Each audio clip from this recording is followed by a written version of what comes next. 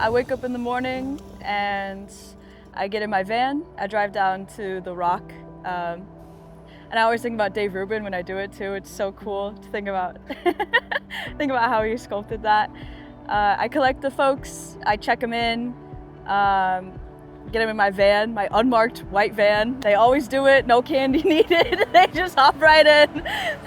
Expect to go ziplining, I will take them ziplining and kayaking. I also pick up the boatmen, and that's for the folks that book independently of the cruise ships. So instead they go to like the website and they call us an agent that books them through us. So I pick up those folks. The rest are in a bus off the ship. And then we drive down. I usually chat a little bit about Ketchikan on my way. And then once I get there, let everybody out. They meet all their guides. And I'm usually one of them. I'm either kayaking with them or I'm ziplining with them. So go ahead, slap that on the noggin, start tightening it down until it fits nice and snug. We want it snug enough that it isn't falling off our heads if we look left or right, but we don't want it so tight that we're getting a headache by the end of the tour, okay?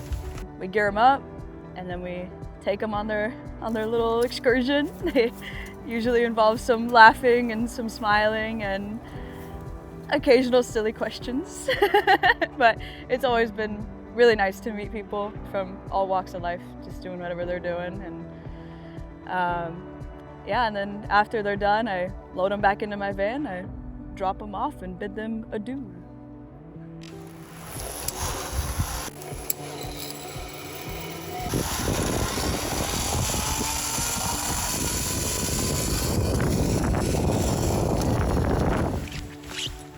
We usually mess with people, so we're in a zip line out by Knutson Cove, and you know, it's usually super calm.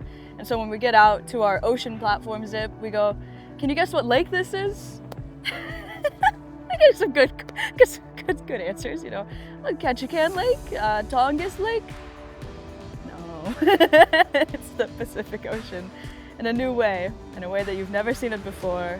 Calm, but still very cold.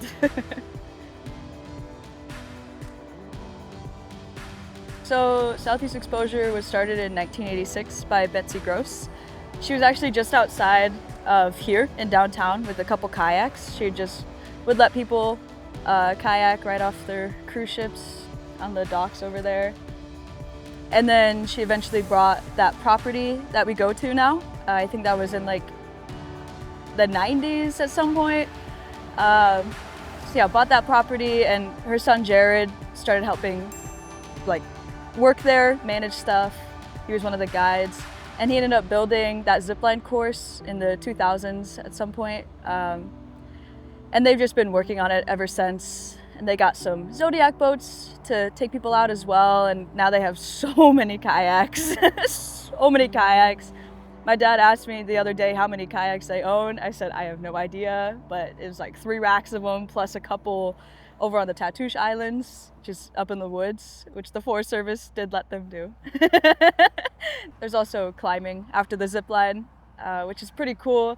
We call it, you know, typically when you're climbing, you say, oh, it's a 5'6" or it's a 5'10", which is just the rating of the wall. And I tell people, this is a 5 Jared climbing wall. That's, I don't know the actual rating, but him and his wife are now also running it. It's KT and Jared, and they got 2 young boys, and it's always so fun to see them running around property while we're doing tours too. It's so cute. They're super nice.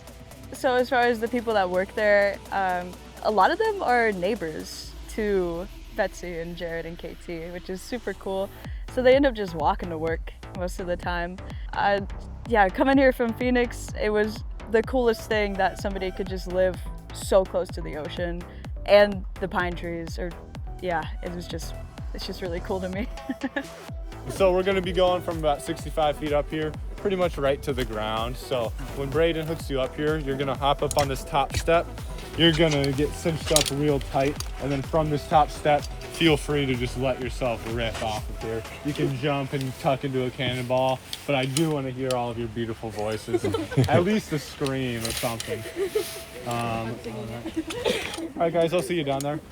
We are the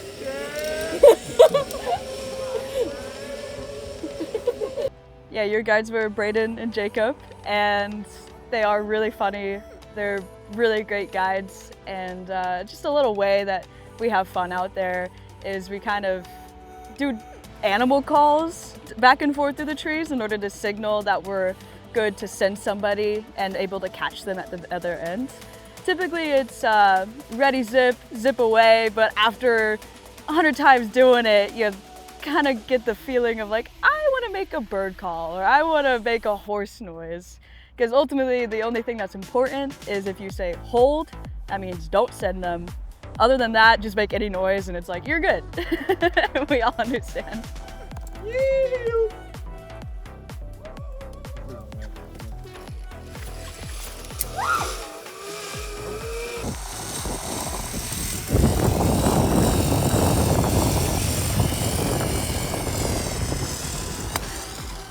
So I found out about Ketchikan through my collegiate logging sports team.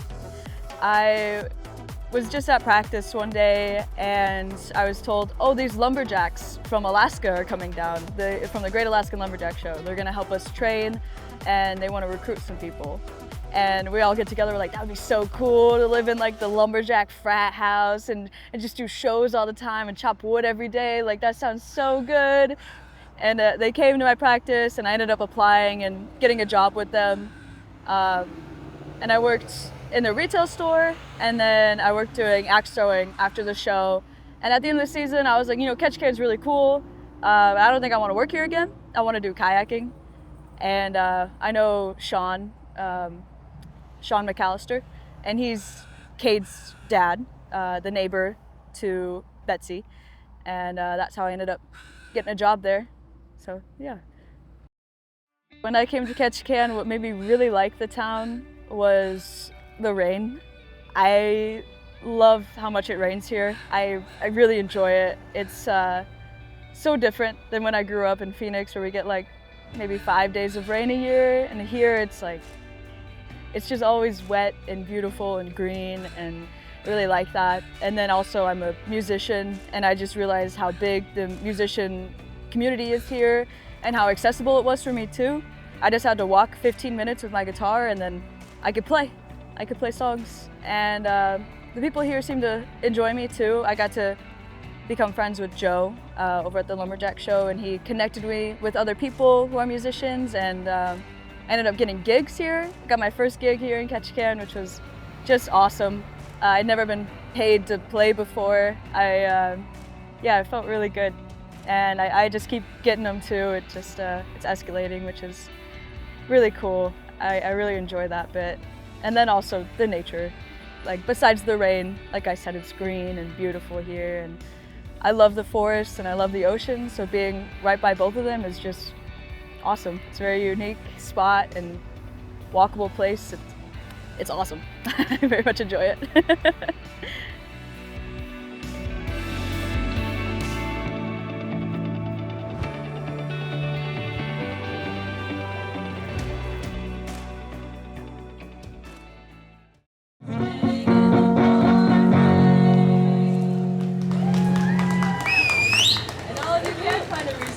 Standing in the pouring rain today. So the other day I got to perform at the We Belong Street Festival, which was super cool.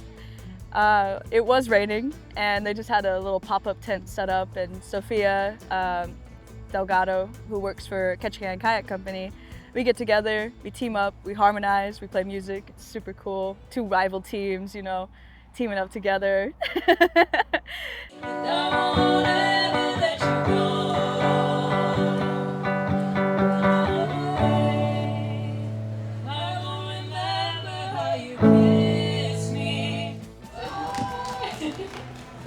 Yeah, we playing music in the rain, and it was a beautiful sight. It was a beautiful sight. Just people were outside getting wet, but still enjoying themselves, eating good food, and listening to us play our amalgamation of random songs that we like.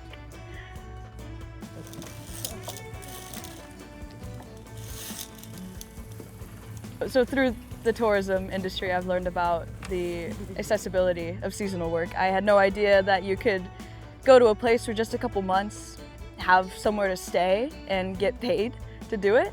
I always had this idea that you had to just find a career and stay in one place until you were able to move on to another place. Your rent was up, you did the year-long lease, and now you can leave. But instead, jobs can be a lot more fluid. You could go a lot more places for a shorter period of time and just kind of still make money and still live a good life. It's super cool. I had no idea that was a thing. Hey, up. Off you go.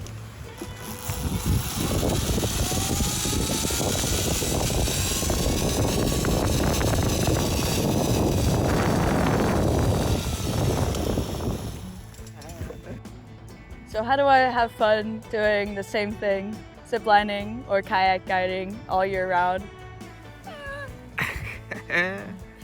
Obviously the zipline course isn't scary for me anymore. And for kayaking, even though it's the same area over and over again, it's the same zipline course over and over again, it's really the people that change it.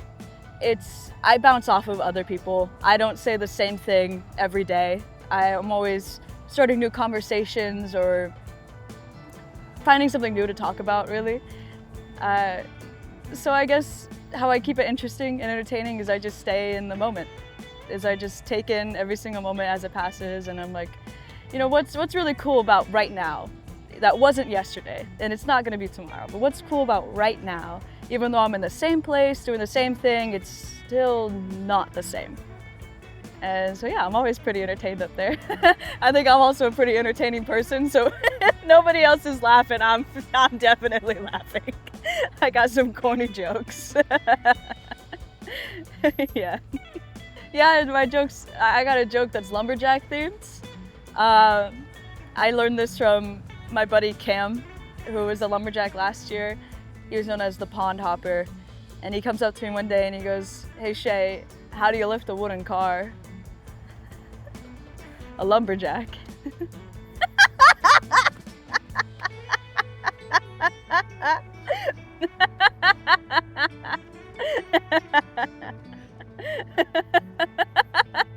Oh, he's walking away now. He's second.